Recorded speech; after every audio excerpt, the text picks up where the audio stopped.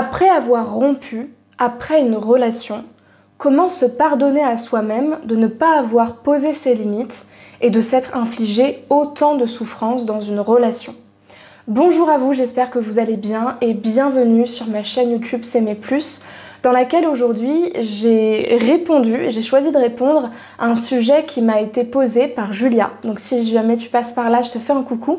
Julia qui suit mes podcasts, ma chaîne YouTube, mon compte Instagram, et qui m'a posé cette question et qui est peut-être également une de vos questions, une de vos problématiques du moment. Quand vous faites un travail sur vous, après une rupture que vous avez subie ou que vous avez vous-même décidé de mettre à jour, de décider, et que vous avez justement cette culpabilité, cette souffrance de vous dire mais non seulement j'ai souffert dans la relation, mais en plus de ça, j'ai nourri cette souffrance-là, j'ai pas été capable de la quitter suffisamment tôt et d'y renoncer suffisamment tôt. Pour les femmes qui ne me connaissent pas encore, je me présente, je m'appelle Chloé Mercart et je suis coach et psychopraticienne dans les relations amoureuses et surtout spécialisée dans l'accompagnement de la dépendance affective et dans le renforcement de l'estime de soi, notamment à travers le coaching, la programmation neurolinguistique et l'hypnose ericksonienne.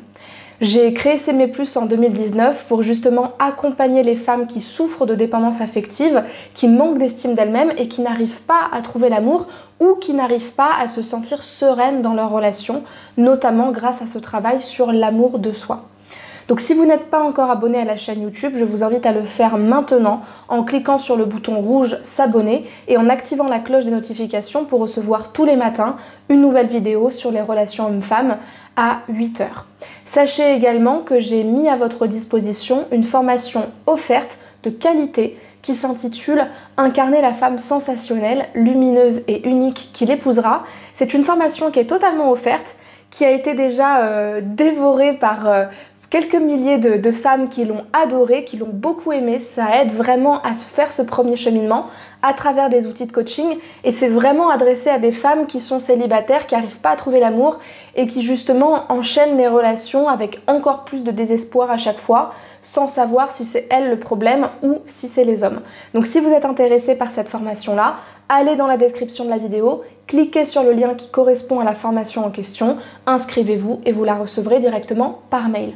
On va tout de suite voir le vif du sujet, donc comment justement faire avec cette culpabilité et comment se pardonner à soi-même de ne pas avoir quitté à temps une relation, de ne pas s'être autant protégé que ça et donc d'en avoir souffert.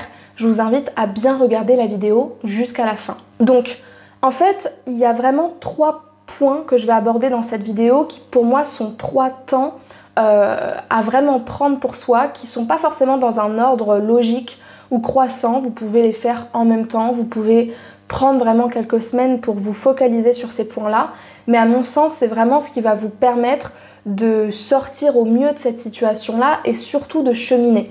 Parce que finalement, il n'y a rien de plus important que le cheminement qu'on fait, que l'interoception qu'on s'accorde. Et il n'y a que dans ce processus-là qu'on peut vraiment trouver son chemin, trouver sa voie et trouver un sens à ce qu'on a vécu. Parce qu'en fait, cette question, finalement, à mon sens, elle questionne la question du sens qu'on donne justement au comportement qu'on a eu. Et c'est parce qu'on ne trouve pas de sens à ce comportement-là qui, a posteriori, nous paraît absurde, voire complètement culpabilisant, culpabilisateur, bah forcément on le juge et on se juge soi-même à travers ça. Donc la première chose, à mon sens, qui est à appliquer, à s'appliquer à soi-même et à s'autoriser, de toute évidence, c'est de faire preuve d'autocompassion. L'autocompassion, c'est quoi? C'est une ressource qui a été longuement étudiée par la psychologie et notamment de la santé, dans tout ce qui a trait à la résilience, au fait de pouvoir s'accompagner dans la maladie ou dans toute autre forme de mal-être psychique. Et ça a été identifié comme une des ressources qui permettait aux individus de s'en sortir mieux que les autres quand ils avaient vécu des événements traumatisants, des périodes de vie très difficiles. Ça a été le cas notamment avec l'addiction, avec la dépression. C'est vraiment une ressource très importante à développer qui vous permet justement d'avoir cet accompagnement personnel de vous-même par vous-même, cet engagement vis-à-vis de vous-même et quelque part cette soupape de se dire bah oui, je me juge, oui, je ressens du jugement vis-à-vis de moi-même, mais quelque part, je choisis de regarder ça différemment et de rajouter une couleur en plus, de rajouter une intention en plus, qui va être celle de me dire, finalement, plutôt que de me juger et de regarder les choses négativement, je choisis d'avoir de la compassion pour moi-même et de me dire que si j'ai agi de cette manière-là, c'est parce que j'y trouvais une intention positive.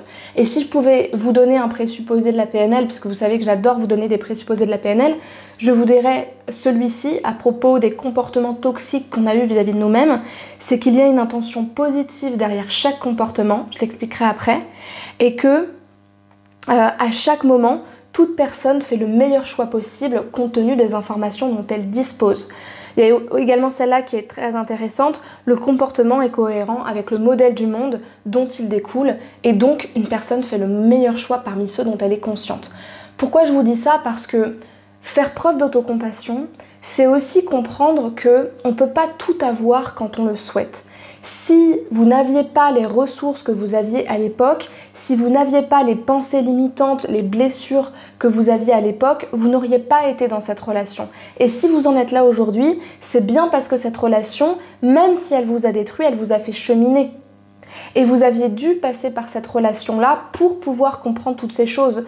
Donc ce serait trop dommage de se juger constamment et de ne pas se rappeler que si vous avez agi comme ça à l'époque, c'est parce que c'était la meilleure décision que vous puissiez prendre. On pourra vous dire ce que vous voulez, vous allez me dire oui mais je savais que c'était pas bon au fond de moi. Oui, vous le saviez au fond de vous.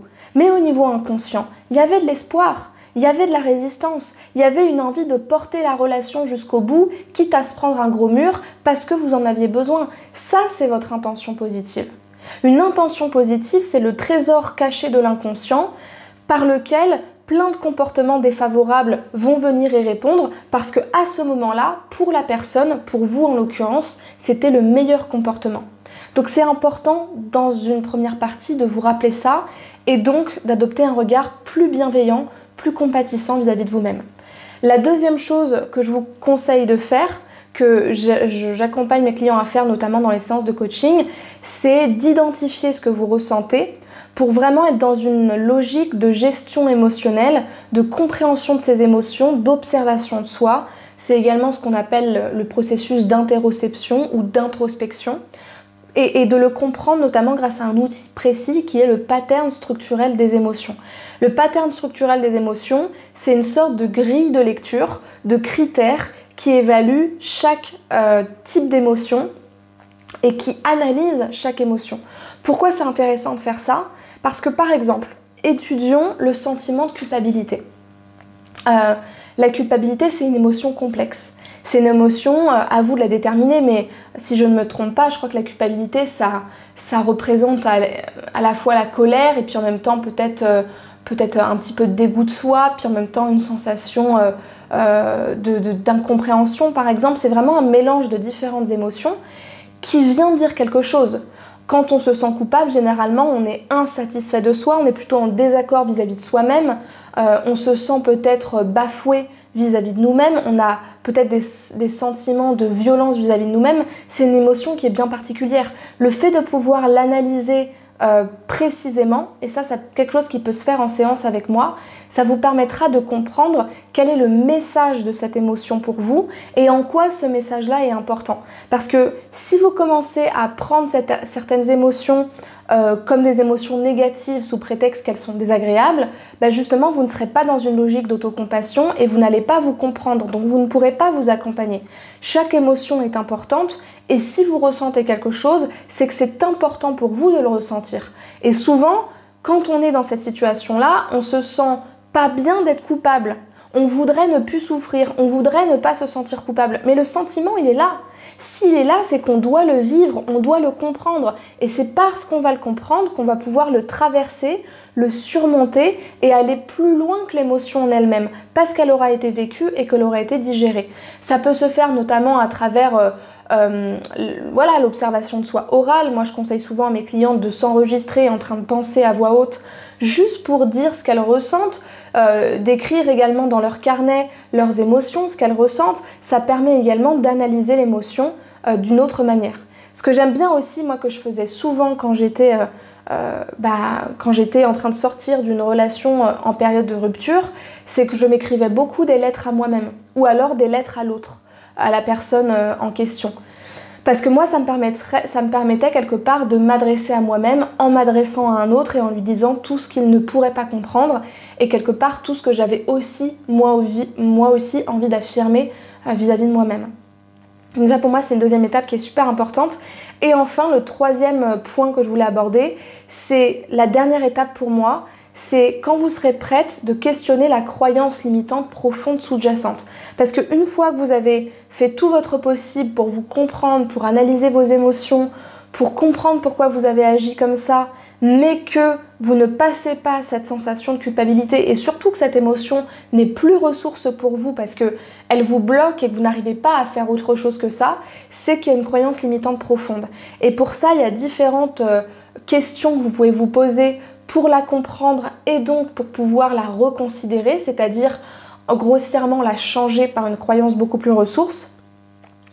C'est justement, encore une fois, de passer par l'interoception et de se demander, quand je ressens ça, quand je me dis ça, quand je me dis ce discours, entre guillemets négatif, qu'est-ce que je crois vrai? Qu'est-ce que je crois vrai à propos de moi-même? Quel est ce à quoi je crois et quelle est la pensée à laquelle j'adhère profondément en ce qui me concerne? Quand je me dis que oui, mais quand même, t'aurais pas dû faire ci, t'aurais pas dû faire ça, c'est pas bien d'avoir fait ci, et puis en même temps il y a ça, et puis ça, c'est compliqué, mais tu penses à ça et tu te demandes si ci ou ça. Qu'est-ce que tu penses profondément de toi, au fond, pour croire tout ça? Qu'est-ce que tu crois vrai? Deuxièmement, est-ce que cette croyance est absolument vraie, au fond? Est-ce qu'elle est vraiment réaliste? Est-ce qu'elle n'est pas plutôt rigide, extrême, subjective? Est-ce qu'elle est absolument vraie? Troisièmement, très important, est-ce que cette croyance, aujourd'hui, elle est ressource pour vous? Qu'est-ce que ça veut dire? Ça veut dire, est-ce que, en gros, c'est ok de la ressentir, cette croyance? Est-ce que c'est ok pour vous de l'avoir? Il y a des croyances qui sont ok, hein. Je peux vous signaler que quand vous avez vécu des relations très toxiques, c'est ok de croire pendant plusieurs années que les hommes sont tous... vous savez ce que je pense. Et ça peut être quelque chose de ressource à un certain moment. Et ce que vous pouvez vous demander si la croyance est ressource, c'est est-ce qu'elle me fait me sentir bien? Est-ce qu'elle me permet de mieux gérer la situation? Et surtout, quelles vont être les conséquences si je garde cette ressource dans ma vie? Ça, vous pouvez y répondre, pareil. Et la dernière question que vous pouvez vous poser, c'est soit par quelle croyance plus positive ou plus objective je pourrais la remplacer, ou alors, quelle est mon intention pour moi-même? Parce que le fait de poser une intention, même si ce n'est qu'une intention, c'est toujours poser quelque chose de nouveau et de différenciateur par rapport à vos ruminations, par rapport à tout ce qui vous entoure et qui du coup vous fait vous sentir mal et vous bloque. Et là, vous êtes vraiment dans un processus de changement. Donc j'espère que cette vidéo vous aura plu, qu'elle vous a permis d'imaginer un cheminement plus lumineux, avec plus de lumière et d'espoir pour la suite de votre processus et de votre évolution. Si c'est le cas, je vous invite à liker ma vidéo pour m'encourager à continuer à produire du contenu de qualité et à me dire que ça vous sert, à me laisser un commentaire, je les lis, j'y réponds, ça me fait plaisir de voir que ça vous sert, je suis vraiment contente, c'est vraiment le but, c'est pour ça que je fais ça. Pour les personnes qui voudraient aller plus loin et qui ont besoin d'être accompagnées dans cette rupture parce que, ok, elles comprennent, elles regardent les vidéos, elles écoutent les podcasts, elles essayent de faire des choses, mais elles sentent bien qu'à un certain niveau, ça bloque et qu'elles ont besoin d'être aidées pour renforcer toutes ces ressources-là. Le coaching, et quand je dis le coaching, c'est les thérapies brèves que je pratique, donc la PNL, l'hypnose, c'est hyper puissant pour avancer. C'est super puissant, c'est vraiment une méthode d'accompagnement qui a pour but de vous faire trouver vos propres solutions et de vous faire vous rendre autonome et de vous faire comprendre que vous avez toutes les ressources déjà en vous. Sauf que des fois, quand on n'a pas les bons outils, on les voit pas et on perd du temps à penser que finalement on s'en sortira jamais. Donc en fait, vous n'avez rien à perdre à tester justement une première séance. De toute façon, moi, c'est tout le temps ce que je conseille aux clientes qui veulent être accompagnées ou qui ne savent pas si c'est la bonne décision à prendre pour elles, c'est de tester une première séance avec moi qui dure 1 heure, qui est en visioconférence, qui est facturée évidemment. et qui va vous permettre déjà de travailler sur votre problématique et d'avoir des premières prises de conscience. Donc si vous hésitez justement à faire cette séance-là, plus généralement à être accompagné ou que vous ne savez pas vraiment quoi faire, je vous invite à prendre rendez-vous avec moi par téléphone. J'ai 15 minutes à vous accorder dans lesquelles je vais vraiment vous poser des questions sur votre situation, sur ce que vous avez déjà mis en place et sur quel est votre objectif. Et auquel cas, je vous invite à aller dans la description de la vidéo, à cliquer sur le premier lien qui se trouve dans la description, à remplir le formulaire, choisir votre créneau et ensuite je vous appellerai pour qu'on puisse en discuter ensemble. Plus généralement, je vous invite à me rejoindre sur les réseaux sociaux, donc TikTok, le podcast S'aimer plus, qui détaille encore plus ce type de contenu. Également, mon compte Instagram, où on est de plus en plus nombreuses et où je vous partage plus en direct des choses et des réponses pour vous aider à cheminer. Et puis c'est aussi le lieu où on peut parler en privé, donc ça c'est aussi plus sympa. Je vous remercie pour votre attention, je vous invite à bien vous abonner à la chaîne et je vous dis à demain pour une vidéo à 8h. Merci et au revoir.